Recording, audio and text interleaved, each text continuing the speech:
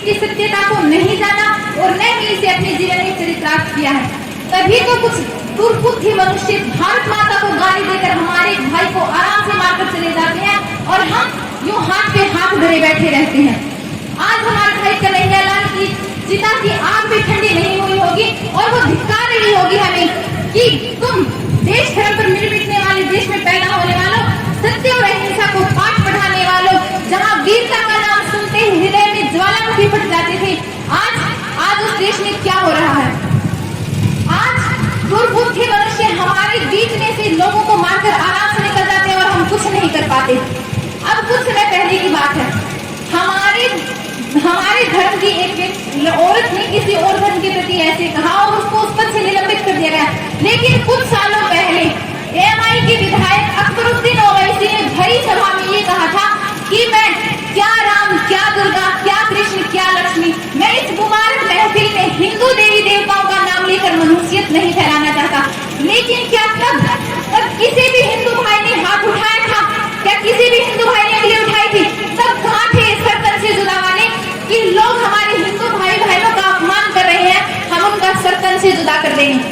कुछ नहीं। हम सिर्फ क्या अब ऐसी कोई घटना हो जाती है तो क्या होता है कि मीडिया 4 दिन तक उसको टीवी पर दिखाती है। हम जैसे लोग 4 दिन तक टीवी के आगे बैठकर उसको देखते हैं। बुद्धिजीवी वर्ग 4 दिन तक उस पर बहस करता है और फिर हम आराम से अपने घर पर जाकर सो जाते हैं और मीठे सपने लेने लगते हैं कि वो देश कितना बड़ा कीर्तिमान स्थापित कर रहा है, वाह उस देश ने कितना बड़ा काम कर दिया। नहीं, आपने भी बहुत बड़े बड़े काम किए हैं। सुनिए, सरतन से जुदा आपका एक बहुत बड़ा कीर्तिमान है। दूसरा कीर्तिमान है अमरनाथ यात्राओं पर गोले भाले नागरिकों पर आतंकवादी हमले। और भी अन्य कीर्तिमान है, जैसे भारत के अंदर खालिस्तान की मां शहीद कर रखी इन कीर्तिमानों को।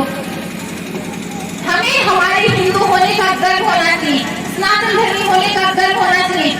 आज जो हिंदू मुस्लिम एकता है वो सिर्फ एक दिखावा है। किसी बात की 4 बेटे सड़क पर बाहर निकल कभी ये नहीं कहते कि हम भाई भाई हैं, हम भाई भाई हैं। जिस दिन किसी बात के 4 बेटे सड़क पर बाहर निकल ये कहने लग जाए कि हम भाई भाई हैं, हम भाई भाई हैं, तो समझ लेना कि उनका भाईचारा कहाँ तक है।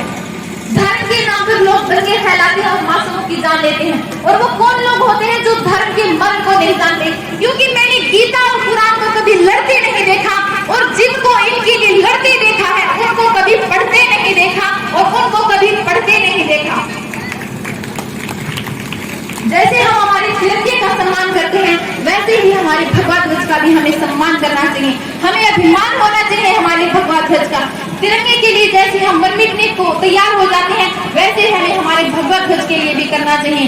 और कसम खानी चाहिए कि रावण नहीं पलने देंगे हम साधुओं के देश में और अब्दुल पलट नहीं सकते अब्दुल कलाम के देश में।